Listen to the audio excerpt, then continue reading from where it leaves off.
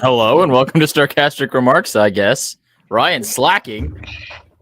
I'm not slacking. My computer's messing up. I don't know why. Sure. Welcome to Starcastic Remarks. Hockey's over finally. That sucks. Welcome back to Starcastic Remarks. Now that my computer's actually working, I don't know why. Up at the top of the browser, when I clicked to start the video, it said your browser is unable to play this video, and I'm just sitting there, just like, okay, is it gonna let me see y'all and we can start the show? I don't know. So I apologize. Internet Explorer. Yep, Internet Explorer. Anyways, we are happy to have all of y'all here. If y'all are here for the first time, please consider clicking like and subscribe for Stars content throughout the off season. We're very excited to bring that to you guys. We're trying to hit 1,000 subscribers. If y'all would help us do that and join us in that endeavor, we would really appreciate it. A couple of other things we got for you today as well. We have our Who Cares Club. If you'd like to join the Who Cares Club for $5 a month, help support us in what we do here, we'd appreciate that. And I got two other things to talk about as well very quickly. One not so serious and one a little bit more on the serious side. The first one is we are looking for sponsors for our show other than DraftKings. So if you or someone you know has a business and would like to be a partner of the show and be a sponsor of our show, please consider reaching out to us. There's a link in the description below or on the audio platform side or below on YouTube. And that is my shameless plug there. The last thing I do want to talk to you guys about is more of a personal thing here. There is a family that I know in Nacogdoches, Texas, and they are a wonderful family. They're just fantastic. They are great Christians, amazing people, and they have their names are Spencer and Haley Tutt, and I hope I'm not embarrassing them in saying this, but the whole family are huge Stars fans. And they have, believe they have 3 kids, but their second kid, his name is Mason, and he was just recently diagnosed with leukemia, and there were no symptoms. There was nothing. So there is a GoFundMe that I put in chat and it messed it up. So that is the link there, but I will also put the link in the description of this video and in the audio side. Even if you could just help them out with like $5 or $10 with whatever you can do. From me personally, I would really appreciate it. I can't imagine a child of my own going through something like that. So if you can help them out in whatever way possible, I would really, really, really appreciate it. They're amazing Stars fans, amazing people. And with that being said, thank you for those who will go and do that. I've already done it myself. I'm going to do it again later this evening too.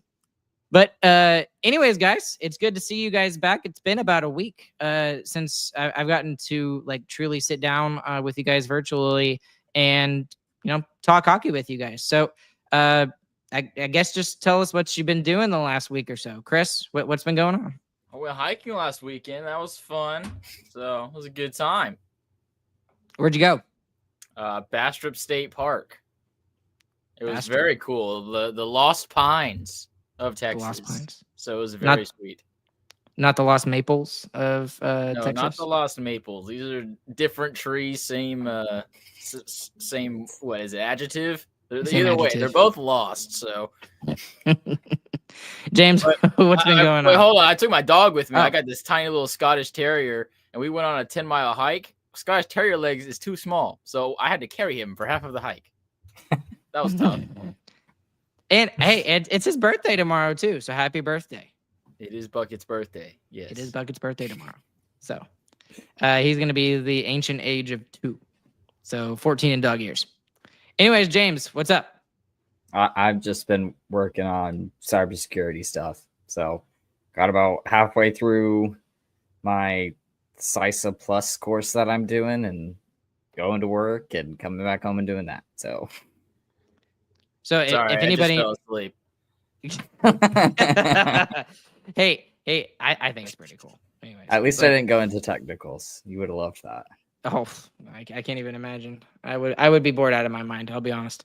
But if anybody knows of a job in cybersecurity, hit us up. We'll pass it along to James. So, anyways, guys, since we last talked, a lot has happened, and not necessarily in the Stars universe and everything, but in terms of hockey and everything, we've seen the Stanley Cup awarded. Congratulations to the Florida Panthers, back-to-back Stanley Cup champions. No surprise there if you watched any of the games, especially towards the end of the series. Florida was completely dominant. And then we also got some news about the Olympics. The first 6 players from each of the Olympic rosters for the 12 men's teams were announced, and there's some Stars players that were mentioned and that could possibly be on some of these rosters. We'll get into that a little bit. But the main thing we're going to do today is we are going to get into being armchair GMs, and we're going to take a look at the restricted free agents that the Stars have, the unrestricted free agents, and we're going to kind of just go through things like if we were Jim Nill or if we were like in a boardroom or something, and just kind of talk about why we should bring back certain players or why we shouldn't, and all that sort of stuff. But first off, what I want to get into is the Stanley Cup final. And I don't know how much of the Stanley Cup final you guys got a chance to watch, but did you watch any of it first off? Yeah, I watched the Stanley Cup final, and why did we not get that Stuart Skinner again? or any of those players, right? So first off, are you surprised by the outcome? No, I thought Oilers would push it to 7. I thought they were going to have their best game of the series last night. They didn't, clearly, but yeah, that was 2 really good teams. Those are probably the 2 best playoff teams in hockey, and it was what it was supposed to be. I think the only surprising thing to me was McDavid only scoring 1 goal through the whole series. I mean, that is nuts, honestly.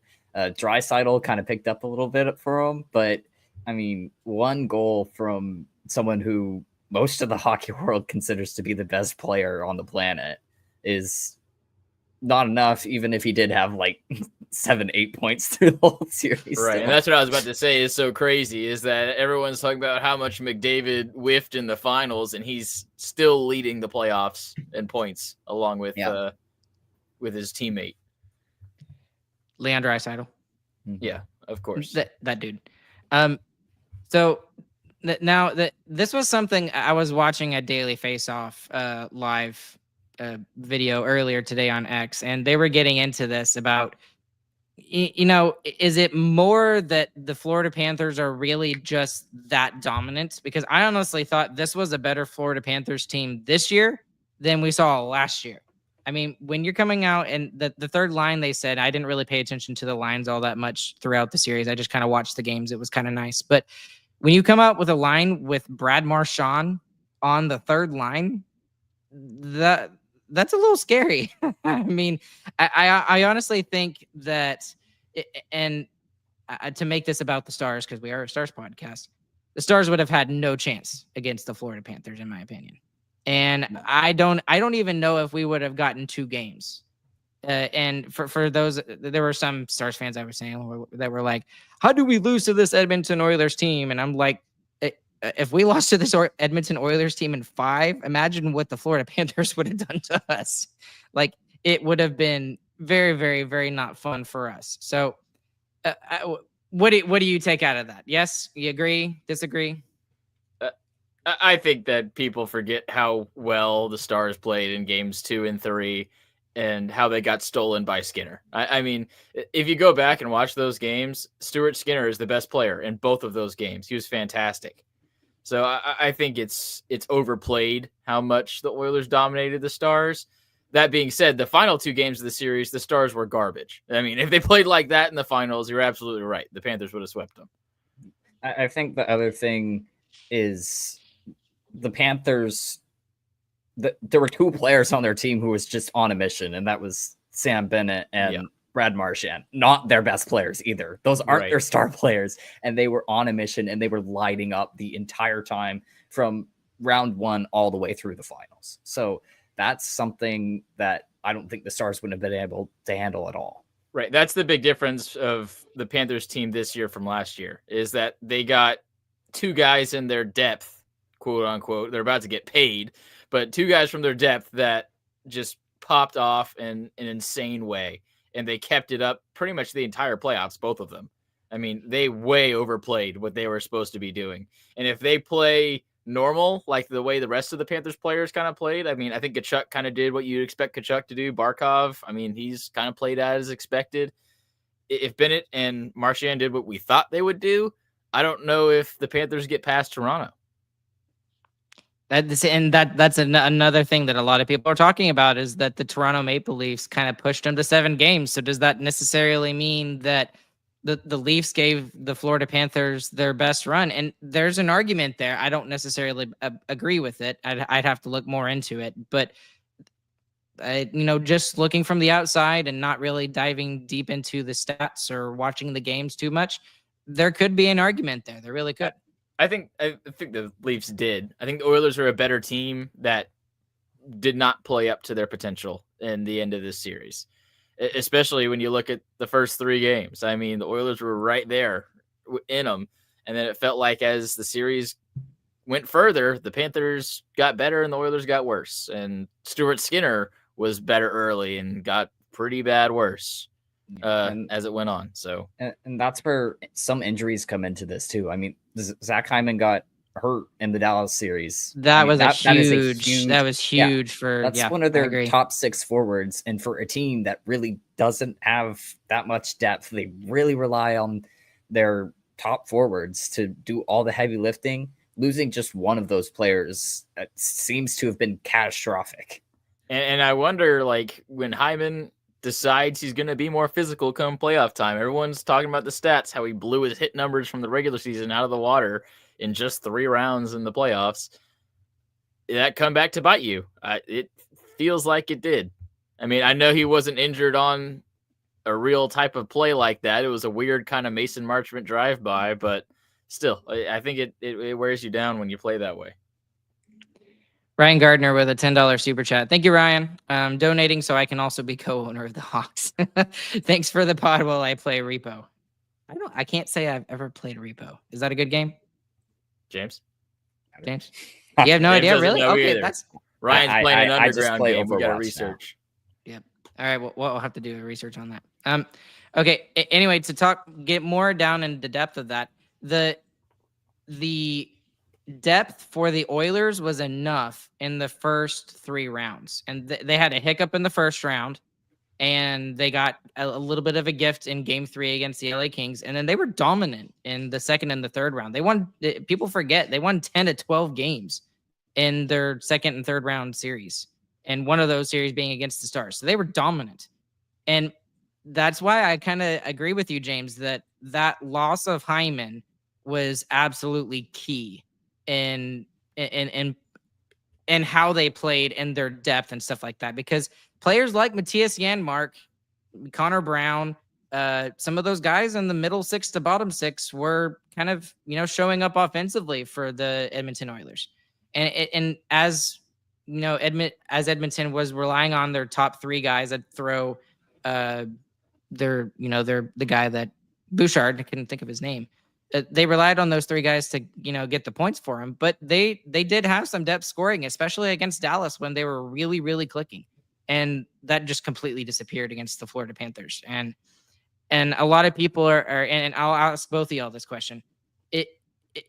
The fact that Connor McDavid and Leon Draisaitl, more specifically Connor McDavid, because he's the big name, is it more a terrible thing against him that he was not able to get it done for 2 years in a row, or is it really just an indictment of how good the Florida Panthers defense and how they ran their team truly is? Because some people, you could argue Connor McDavid should be a whole lot better and he should take over series and stuff like that. But what I would argue is that this is a team game. And yeah, he had his points, but at some points, other people kind of have to step up. So where do y'all stand on that spectrum? Yeah, I don't know. It just seems like with the way the Oilers team is built, McDavid has to be otherworldly. Like, he was still good in this series. He was good. And when you watch the series, he still is the best player on the ice by far. But he was shut down completely. He has to score. With the way this Oilers team is built, him and Draisaitl have to score more than half the goals for their team. I mean, that's what it feels like. And that's just not something that's really sustainable in hockey in the way that it is basketball. I mean, you look at basketball, you get two big players in the offseason, you're a wholly different team. That's just not the case. You can only play, I mean, essentially a third of the time in every game. In basketball, you're playing well over that. You're playing 3/4 of the game in basketball. Another big component to this is it's Alexander Barkov. I mean, that's his exact counterpart on the other side of the ice, and he's won the Selke in back-to-back years. Yeah, underrated. So you're talking about the best offensive center in the league versus arguably the best defensive center in the league. It also doesn't help that Sam Reinhart, I think he got second in Selke voting. He did. Yeah, he was at least top 3. I don't remember if he got second or not. I think he and then I'm sure Anton Lundell also got some votes as well in the Selke conversation. So that yeah, I mean that team could have 3 top 3 Selke votes. So yeah, that's something that's just absolutely nuts about the Panthers right now. Now I will bring up this because this is also directly related to the Stars, and Ardell has a point here. He wrote earlier that he disagrees with me, and I was about to ask him why. And he said, we have a better goalie. The goaltending in the series was a huge problem, especially for the Oilers. Like the Oilers, they kept flip-flopping back and forth between both of their guys. And maybe that's why Ardell is not forgiving of the fact that the Stars were not able to take care of Edmonton, because Ottinger is by far and away a number 1 goalie, unquestioned, maybe even will be the starter for Team USA at the Olympics. And he wasn't able to get it taken care of against the Edmonton Oilers in the Western Conference Final.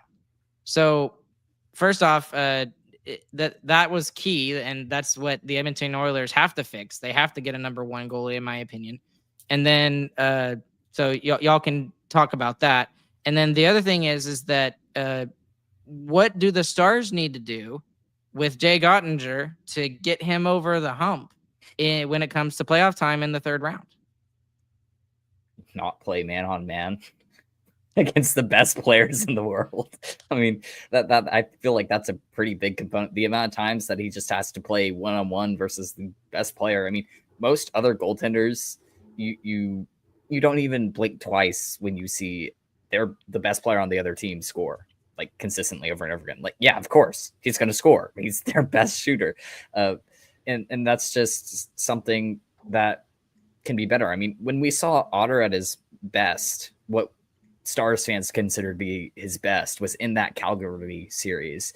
And the type of defense that the Stars were playing was just complete shutdown zone defense. You don't let him get anywhere near the slot. And that's not been how the defense has been ran the past couple of years. So maybe having Otter be able to play his positional style more, maybe his zone defense will work better with that. Yeah, definitely against the Oilers is where a defense like the Stars have is its worst. And I think that's one of the reasons why it works so well in the regular season, is because it's not something you see every day. And when you're cycling through different teams all the time, you're not focusing on how to beat it. You know, when you're in a 7-game series, you can really drill in how to beat this team system. and it also is just better against teams with lower skill. So if they don't have a guy that can get around your top players who are defending them, then there's nothing really to worry about.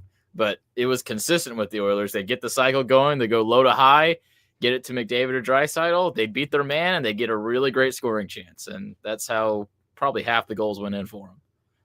Yeah, and if we want to talk about Edmonton needing a number one goaltender, I think last year kind of lulled them into a false sense of security. And I feel like everyone kind of knew that. Like, hey, yes, you got to the finals, but this wasn't because Stuart Skinner was so amazing that y'all made it to the finals.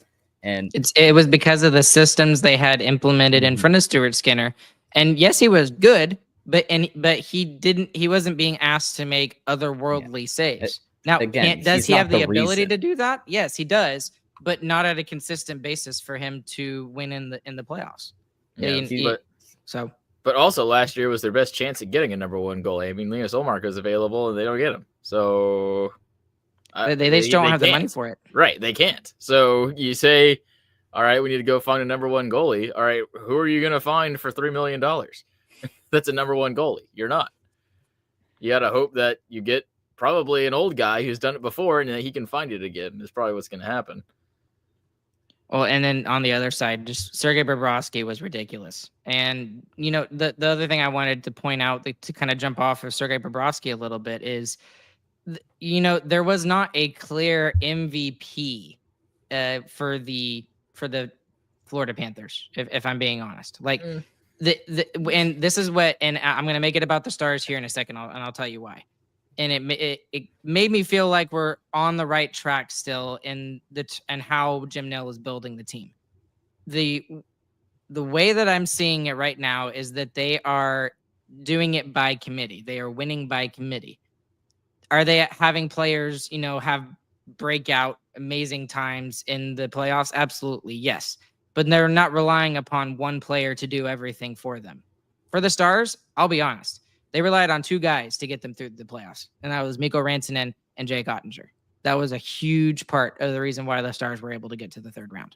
They never really played their best hockey in the in the playoffs, and they were able to get to the Western Conference Final. So that makes me feel good in the fact that Florida won by committee, and that when you look at the Conn Smythe, it was Sam Bennett who won it, but you could have given it to any. There were like 3 or 4 guys you could have given it to. There was Sam Bennett who won, and Brad Marchand. He was only like 4 or 5 points behind Sam Bennett for winning the Conn Smythe Trophy. 2 points, two actual points, and 2 actual points scoring. Okay, so Brad Marchand almost won the Conn Smythe.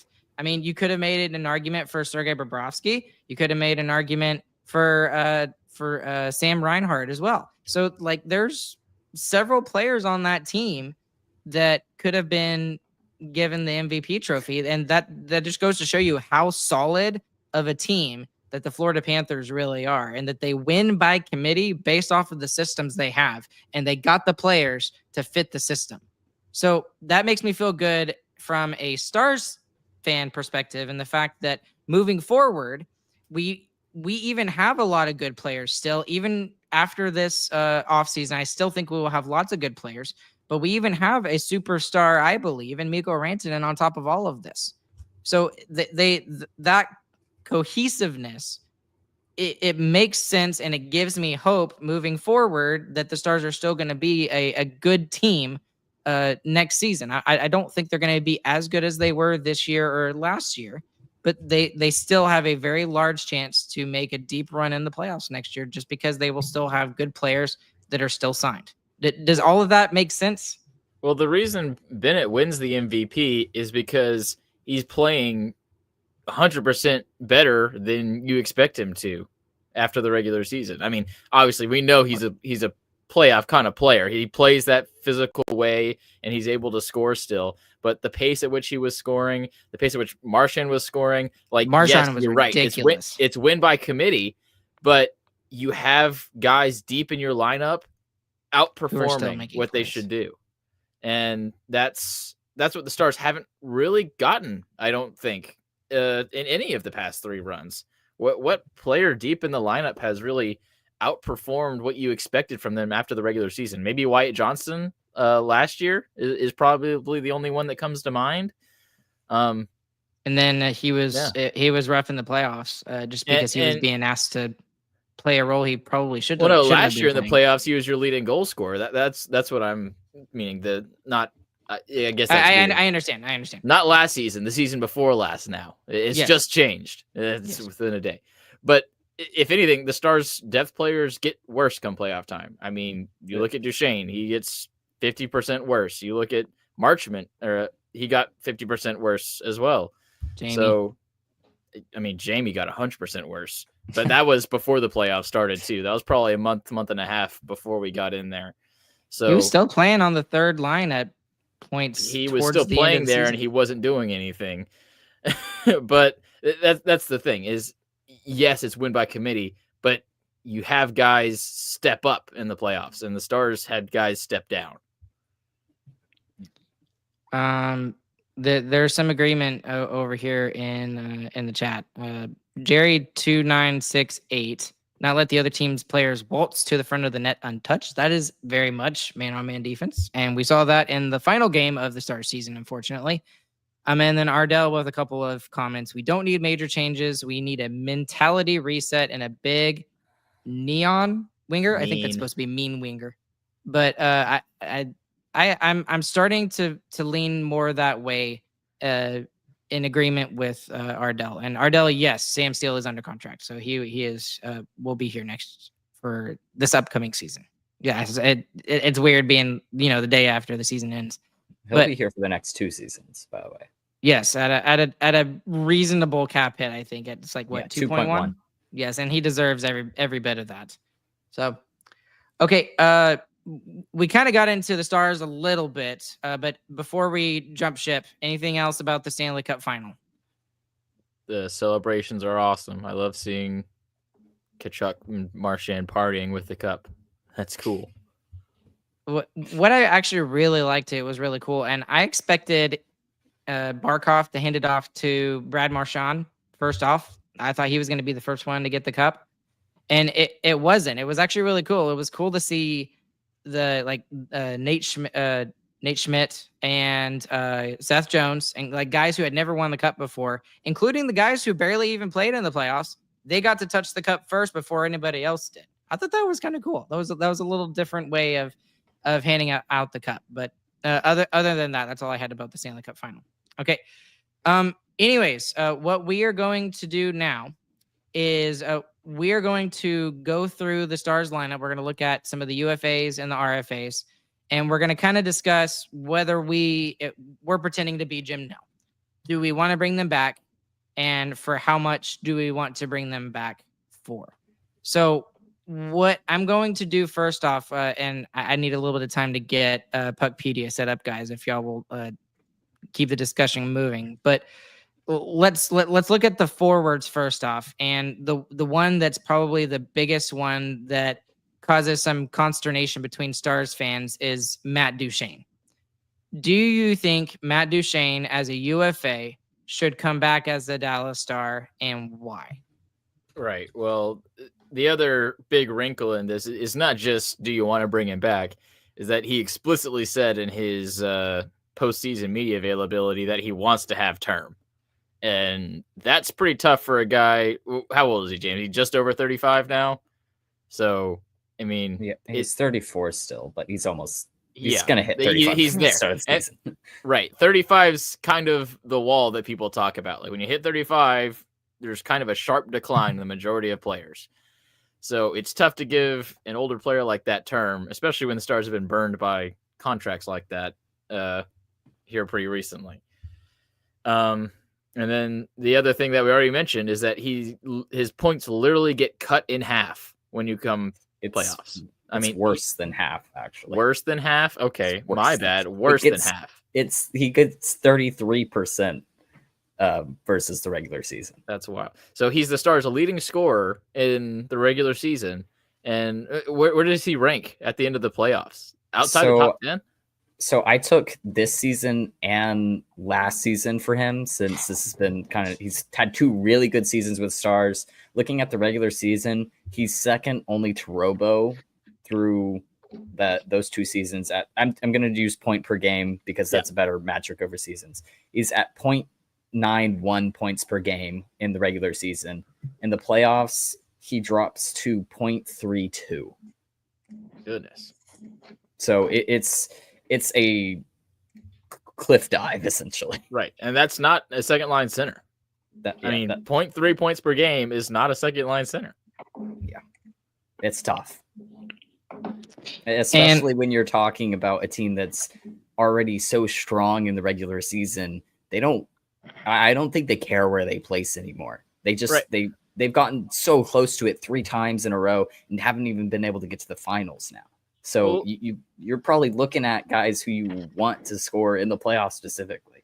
Well, look at where the Panthers place. Everyone's talking about now after the playoffs are over. Oh, the Panthers were runaway best team in hockey. No doubt about it. They finished 3rd in their division. They were close to a wild card spot. People thought they were tanking to play Toronto in the first round. So it clearly didn't matter how good their regular season was. So here's my thing about Duchene is, with Duchene, from a playoff standpoint, I do not want him back. And I think the money would be better spent in other ways. I still think the Stars need a top 4 right-handed defenseman. The problem is that I was doing that assumption based off of that the Stars would be able to re-sign Mikael Granlund. And a lot of the contracts I have seen from Puckpedia or from, other models and stuff that are way smarter than I am and just coming up with a number was more than I would be willing to give Mikael Granlund. If he's willing to come for 4 or 4.5 for 2 years, maybe a third year, if you want to throw it to him, then I think you do that. To be honest with you, I would move off of Duchene at that point. But a couple of days ago, it might have even been a week ago at this point, I tweeted out, I asked, if Granlund is looking for more money and he's absolutely 100% not going to come back, do you circle back to Duchene and give him the contract that he's looking for? And if he's still looking for $3 million and he just wants an extra year, like 2 years, I would probably do that, honestly. And my reasoning for it is, and I hate it because I just don't think it makes a lot of sense for a playoff, but you just got to count on the fact that he's not going to do anything in the playoffs, but he will get you to the playoffs. So I think 3 years or 2 years at $3 million would be good enough. And there's nobody else on the open market that the Stars could get for that price for what Matt Duchene did in the regular season. And again, I hate justifying it like that, but that makes sense because you don't want to just let Duchene go and then not be able to find somebody else to replace Duchene. Because then you're also not just replacing Granlund, but you're also replacing Duchene. And that's a lot of points that the Stars relied upon, especially towards the end of the regular season. So that's just my reasoning and my logic through that. Does all of that kind of make sense? Yeah, for sure. That's kind of what happened to the Stars last offseason, though, too, right? I mean, they pushed hard to try and keep their defenseman. Help me, James. Tanev. Thank you, Ryan. Push hard to try and keep Tanev. You miss and panic, and you sign Dumba Labushkin, who aren't on your lineup in the last game of the season. So that's what it would feel kind of like to me. $3 million is still a budget for Duchene. Yes, I agree. The problem is you're going to play the regular season. Duchene's going to be your second line center.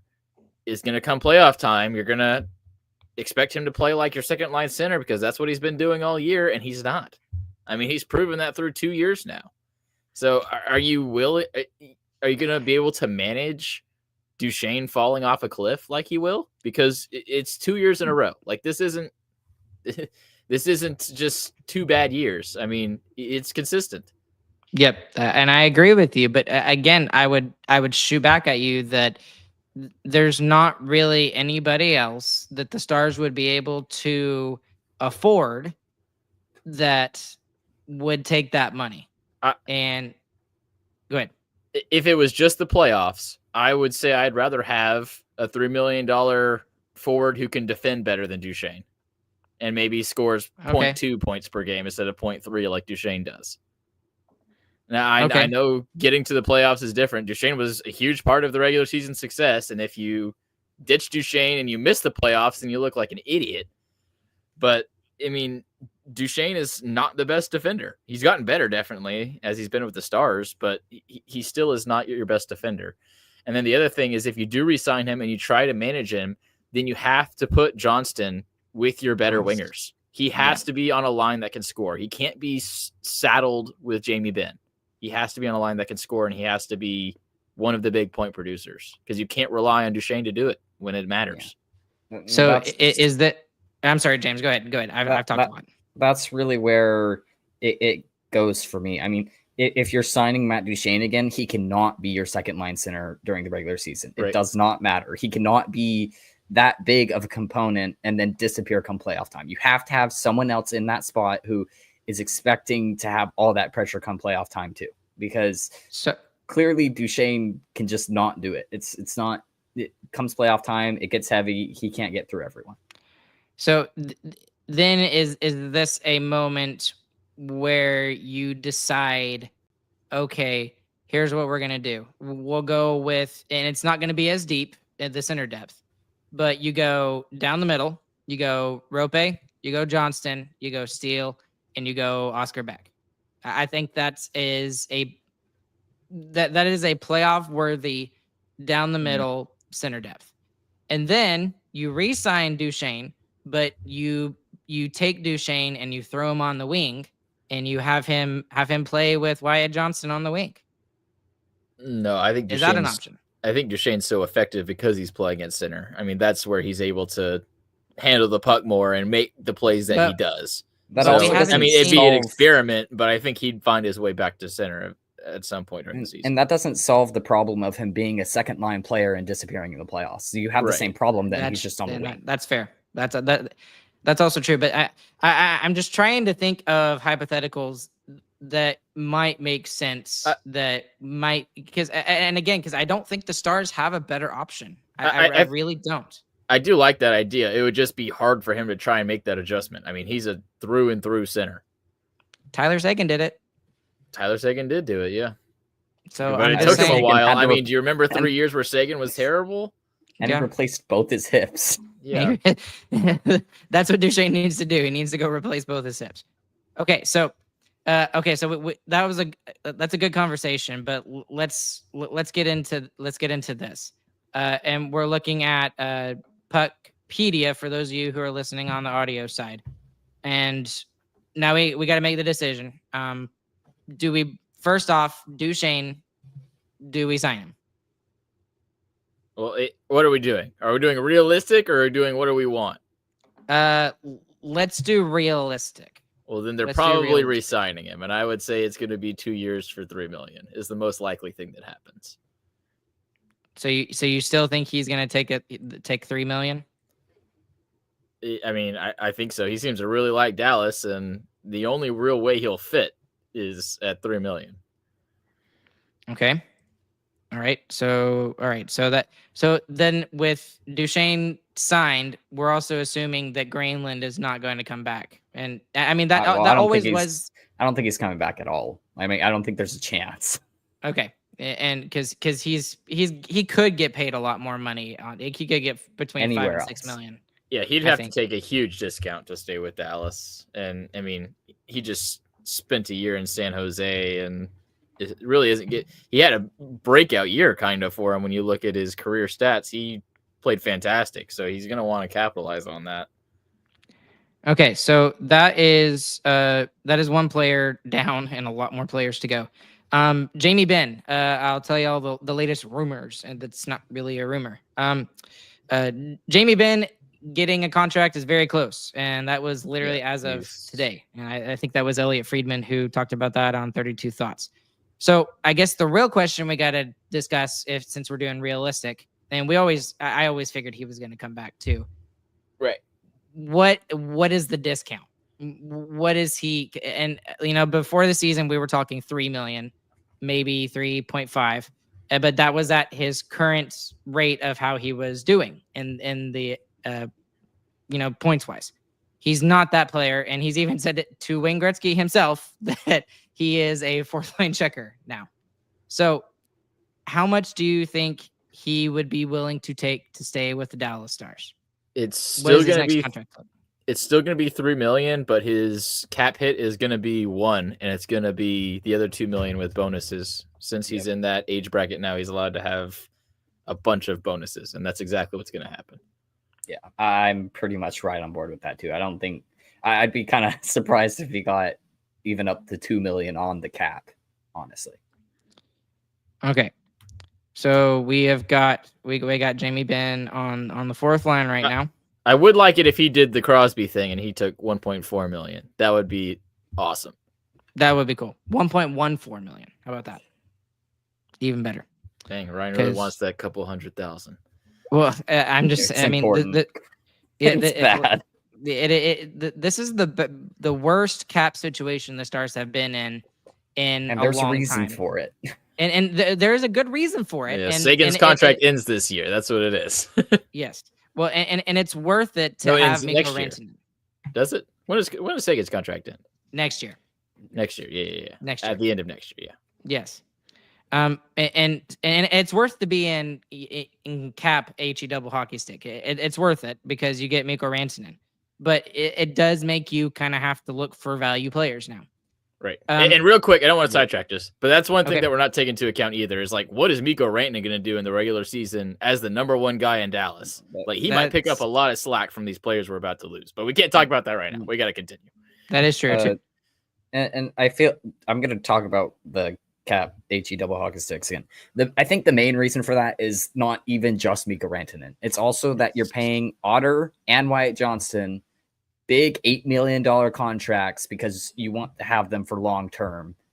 And once that cap grows, those contracts are going to look ridiculous. In 3 years, those are going to be amazing contracts. Mm-hmm. Especially Ottinger's. I think that's going to be one of the best contracts in the league.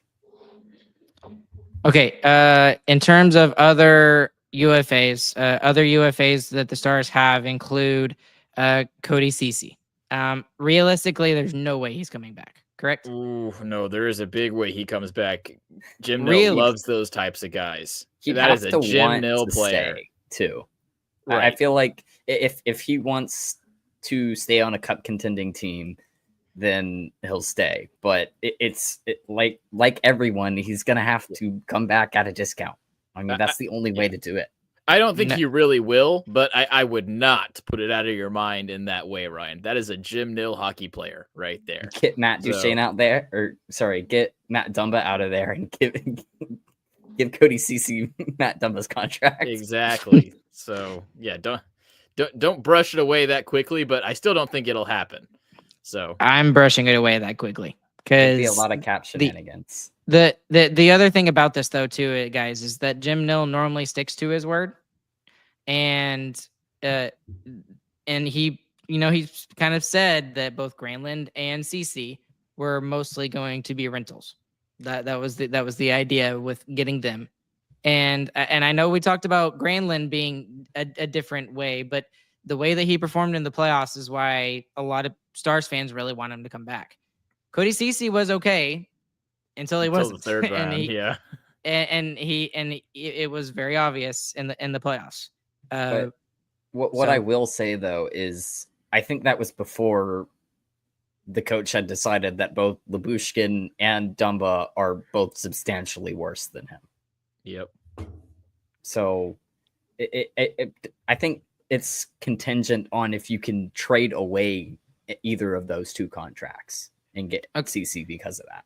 Okay, so let's go ahead and do that then. Okay, so we'll just pick Ottawa. Sure, why not? And we're gonna trade Ottawa, Is there a way to do future considerations? I forgot if there's a way. Yeah, you just put it in and you press submit. You don't have anything on the other one. Oh, okay. So Matt Dumba at 3.75 for one more year. We're going to trade him away because I think realistically that's what they're going to do. Whoa. I don't think a buyout is on the table, in my personal opinion. I don't think you can trade Dumba. I think his contract is untradeable. I think he's going to get bought out. Okay, well, okay. In that case, then do we? No, just do this for argument's sake. This is fine. Okay. All right. So for argument's sake, okay. Are there any other any other major UFAs that I'm not remembering, guys? Matej Blumel is technically a UFA. Is he? He's a Group 6 UFA though, right? Right. So that just means that he gets UFA rights younger because he hasn't played the requisite amount of NHL games. He's still a UFA. He can talk to whoever he wants to, just the same a normal UFA can. Okay. So other than because that will be interesting to talk about. So other than him, is there anyone else? Nope. I don't think so. Okay. And I know that we have some RFAs that we got to deal with too. So let's realistically let's talk about Blumel for a second, because he's gonna play in the NHL wherever he goes. In my opinion, I think he deserves the opportunity to do so, and I don't know if he will be willing to do it with Dallas, because I can imagine that he would be a little bit frustrated with Dallas because he's been with the Stars for what, 2 years, James, with Chris in the organization? This was his third, I believe.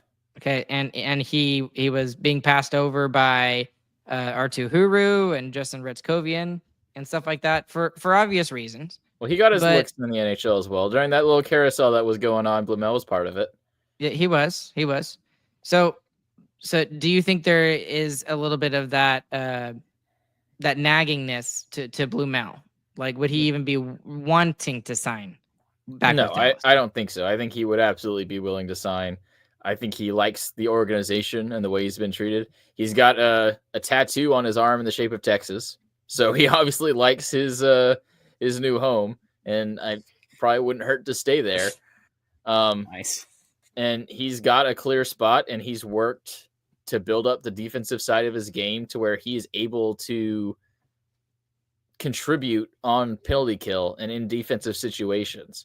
So he's definitely a guy that I think you could give a shot at a fourth line role, and probably even a second power play role with the way his one-timer has developed. So I think giving Matej Blumel a shot here would be really good. And there's another guy too who I'm sure you'll ask me about.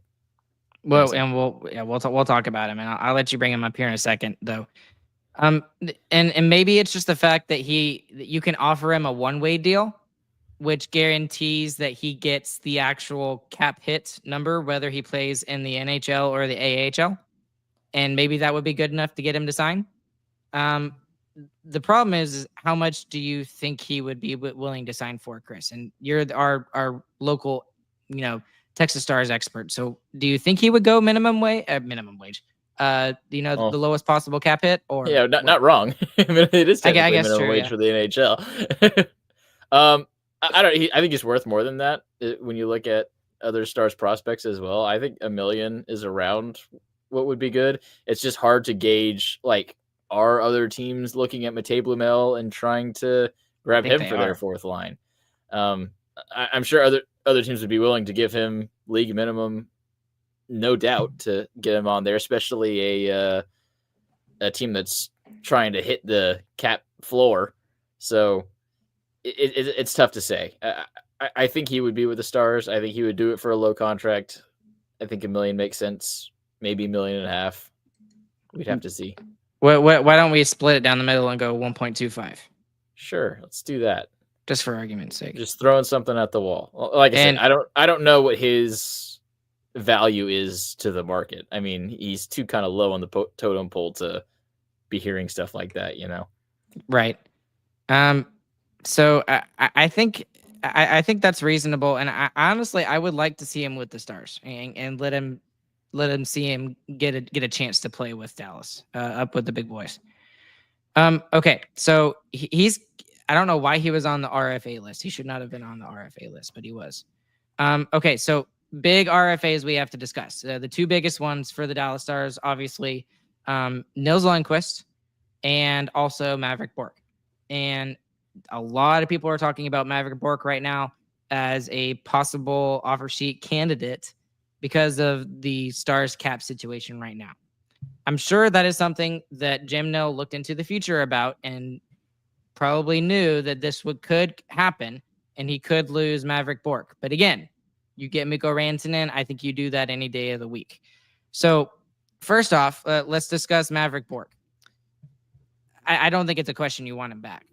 He didn't play in the playoffs, but I think he played well enough in his first professional season with Dallas to deserve a little bit of a raise compared to what he made last year. So he was just on his league min deal. The average cap hit that Puck GM is giving him from others is about 1.8. I think that's a little high, to be honest with you. I don't. You don't? Okay. I think if he gets offer sheeted, especially by a team that has cap space, I think he could get 2.5 even. Do you think he would sign less for Dallas?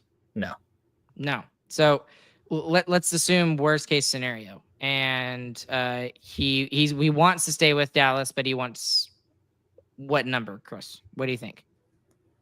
I mean, I think 2 is a reasonable number to look at there. James, what do you think? Do you think $2 million is reasonable? I have no clue. I don't even know what a rookie is anymore. It's hard to say because you don't know. I mean, do you give him 1 year or do you give him 2? Well, you give him whatever he'll take for a deal like that. But it's hard to say with the offer sheets because they are still so seldom used. I mean, there's 2 offer sheets last season and they were shocking. But I mean, with the way the salary cap is going, everyone's expecting there to be more offer sheets, but maybe there won't be. Maybe it'll just be guns down and the GMs will all leave each other alone again. I mean, you just don't really know. It's hard to tell.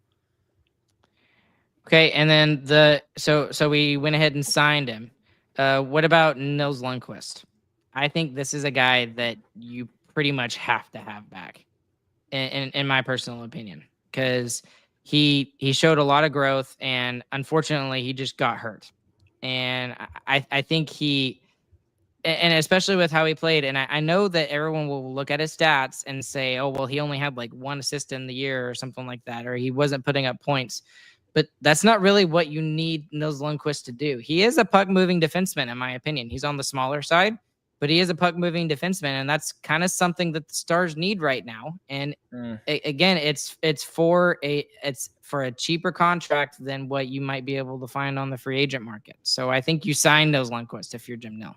You've got 2 puck-moving defensemen already. Your biggest gripe after the season, or a lot of people's biggest gripe, is that the Stars aren't hard enough to play against. Is Nils Lundkvist the guy that's hard to play against? I'd argue no. Even when he's playing good, I don't think he is. I think he was starting to get there. I mean, that was one big thing about his game this year, was he was starting to use his body more to box people out, make it hard to get to the puck. He was making it hard in front of the net. And that was something that I did see starting to develop in his game. Was it to the level that maybe we could find another third pairing defenseman that might be harder to play than him? Probably, but maybe that's why you got a Petrovic in your back pocket too. Yes, you do. That's also true. You do have Petrovic in your back pocket, but you do want to give your new head coach, whoever it is, at least some options. That's another reason why I think getting a head coach done before July 1st is important, so that he can give you some insight there. Another thing that might be fun is seeing Nils Lundkvist with Liam Bichsel. That might be so much fun, man. Maybe. Big, little. And I mean, it's not that Lundkvist is not little. I mean, yeah, I know we talk about he plays little. He plays little, and I thought he was starting to play bigger as the season went along. I agree, and so I think he wants to come back. I do. What do you think it costs? Well, I have no idea. I mean, last year the Stars gave him less than what his qualifying offer was to let him go to UFA, and then they signed him. And So he took it. I have no idea. I think it's going to be around that same price. I agree. Maybe So a little higher. How about he made 1.25? Let's give him 1.3. How about that? Sure. $50,000 extra. And honestly, I think he would even sign the same cap hit for 1.25. I think that's also a possibility too, because the injury kind of kept him out, and he wants to prove himself, and I think he does. I have a lot of belief in Nils Lundkvist that I didn't have a lot the last couple of years. Okay, so with that being said, that doesn't really leave the Dallas Stars with a whole lot of room at all to do anything else at the free agent market. So are there any other RFAs or UFAs that I'm not thinking about, guys? Nope, I don't think so. Okay. I mean, Since we don't have Oh, yeah, yeah, that's Dadonov. true. Okay, so Dadonov is interesting. Do I want him back? Absolutely. I want him back. But I think he's just a cap casualty, in my opinion. And also, I mean, I don't really think it was the right decision, but he was a healthy scratch for the final 2 games of the playoffs. So, and I'd rather Maverick Bork play his minutes. Honestly, I think he's going to become a better player in the future. So, or who's likely going to be your extra forward, Justin Ritzkovian. Yep. Okay. So Chris, you want to talk about Ritzy for a second? Well, Ritzy was signed from the NCAA. Huge move by Nil, and something he's going to have to do more of moving forward now that he doesn't have any first-round picks. But he was AHL Rookie of the Year. He ended up being the Texas Stars' -- center for the entirety of the playoff run. He was relied on for faceoffs, relied on for defense. He did everything. I think he's very likely the guy to come out of training camp and have that extra skater spot. And honestly, I'd like to see him in the center role. I mean, if you don't bring back Matt Duchene, I think it would be really interesting to take Ritzkovian and throw him on the third line and see what he can do. I think that would be really cool. Would it be interesting to throw him on the line with Wyatt Johnston? Because typically that's what we've seen Jim Nill do, is he likes to throw guys who typically play center, but give them a little bit of time to acclimate to the game a little bit more. And I mean that young gun kind of connection. It's interesting, at least. I'm thinking even more out there. I think it's Ritzkovian at center or Bork at center with Blumel and Bork or Ritzkovian on either side. I think it is a true young guns line. All right. I like it. In that scenario, I think the only way Ritzkovian ends up playing center in the NHL is if Duchene is not in the lineup. Okay. I was trying to move some of these things around, but I don't know why it's not letting me do it now. Anyways, but looking at these lines, is this about what we expect? Like, I don't think we should see any earth-shattering moves from Jim Nill. I don't even think he really makes a signing in free agency, because the Stars just don't have the cap space. I think what we have here is the most likely thing to happen. I think it's kind of unfortunate, but I think it is. We're a little late, but we should talk about it next week. What I really like them to do is to try to go after Ekblad. It doesn't sound like, based on rumors, that they're really in those conversations. But if you add Ekblad to that top 4, that's all of a sudden gone from very scary looking to elite.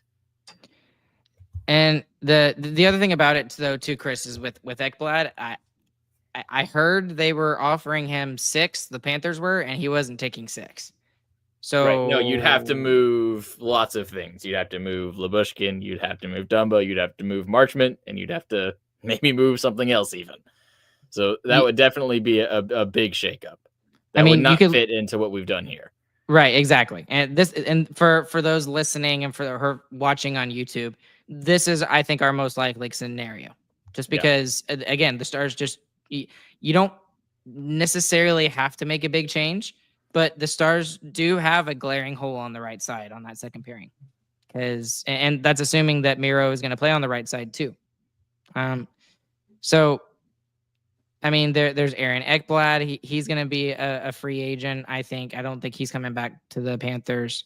There's also some trades that you can make for a right-handed guy with Rasmus Andersson. You could really take a swing and go for Noah Dobson, but then you're giving up probably Jason Robertson in a trade for Dobson or even for Rasmus Andersson. The only other way to get a top 4 defenseman is if you're losing Jason Robertson, most likely, in my opinion, at least. And you would get very lucky if you were able to trade like Mason Marchment and Lyubushkin for a top 4 guy, which I don't believe is going to happen. Right, exactly. So I can't move these guys around for whatever stupid reason. But what do you think about Sam Steele on the third line and not in the center spot? No, he's a great shutdown center and wins a lot of faceoffs. I think that's exactly where he needs to be. Okay. So right here on our thing, we got Wyatt Johnson still slotted as the third line center. Do you think he has to be the second line center, at least for me? And I think naturally that's the progression he needs to take, and you need him to take that step. I think it's time. And we expected a whole bunch of them last year. I think you need him more. And I think Matt Duchene, he's not really slated for a third line role. So if he's not slated for a third line role, then you can move him to the wing. You can move Sam Steele up, put Oscar Beck on the fourth line. There's a couple of options for you to do if you're the head coach of the Dallas Stars next year. There's a lot of ways. Do what? There's a lot of ways you can shake it up. Yes. And then on the defensive side, it looks very similar, but I like this a lot better in the way that this is slated. And this is a big if. This is the biggest if Nils Lundkvist can be a top 4 defenseman. Does he have the talent for it? I think he does. Is he going to be able to do it? That is a very big if. And if they might just have to cross their fingers and hope for the best if you're Jim Nill, because you don't have any cap space. I think your more likely thing is Liam Bichsel steps up into a bigger role and becomes a top 4 guy for you than Nils Lundkvist does. I think that's a very likely thing. And I think, 4 lefties in your top 4 is not ideal, but if that's what you got, that's what you go with. And that's the question is like it. And I thought about that. If that does happen, then does Thomas Harley play on the right side, or does Esa go on the right side? Esa's played the right side. He did it with Team Finland in the 4 Nations. So I think that's most likely what happens. That was literally just because all of the defensemen for the Finnish players were all hurt. If Liam Bichsel becomes a top 4 defenseman, you're in the same scenario. Your top 4 players are all left-handed. So someone's got to go to the right. And I wouldn't hate that. That doesn't sound bad. Esa Lindell, Miro Heiskanen, Thomas Harley, Liam Bichsel. It's still contingent on Liam Bichsel taking a huge step forward, which he can. I think it's more likely than Nils Lundkvist taking a huge step forward. And I think it'd be better as well to have a tree like that being one of your more important in your top 4. Last question, and then we'll wrap it up. The step that Nils Lundkvist took last year, because I think he did take a step. I truly do believe he took a step last year. Was it a big step? Was it a big enough step, or is there just not enough data there to prove that he can take that step? The step he took was to usable defenseman. Yes, he took a step, but that's not saying much. Fair enough. Okay, so that right now our cap hit would be at $95,344,916, which leaves us with about $155,000 in cap space. So interesting discussion there, guys. Thank y'all for going through that. You're welcome. Through that with me. So that's the most likely scenario. Maybe we can do it soon and do a what do we want to actually happen kind of scenario, but we can do that again here soon. But anything else, guys, before we wrap it up? No, that's it. Okay. Once again, for those of you who are listening live and who are listening afterwards, we appreciate all of you guys who are doing so. Please consider clicking like and subscribe if you're doing that. We're trying to hit 1,000 subscribers. Again, if we're looking for sponsors for Starcastic Remarks, there's a link down in the description below, and on the audio side and on YouTube. If you or someone you know would love to sponsor our podcast, go ahead and send them our way. We'd love to do that with them. And then finally, once more, just because I want to do this plug for Mason, there will be a link in the video later. I forgot to put it for right now as we're doing this live. But again, Mason and his family, the Tuts, big Stars family, they're big Stars fans, and he's dealing with leukemia. He's just recently diagnosed. If you would be willing to go and donate to their GoFundMe page, they've just accrued a lot of debt with a lot of the medical bills that they've brought up recently.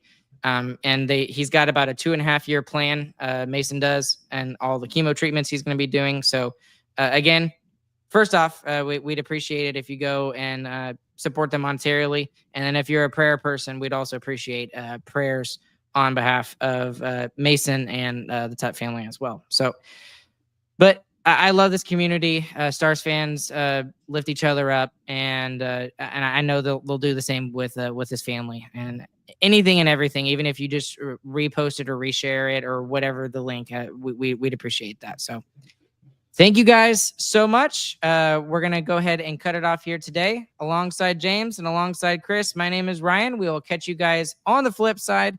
And we hope you guys have a fantastic morning, afternoon, evening, whenever you guys are listening.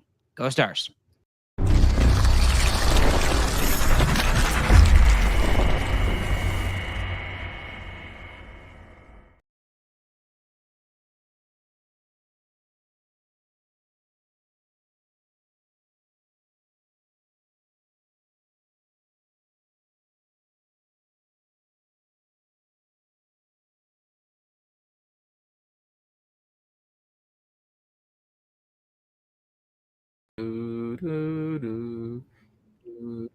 Did it actually end it?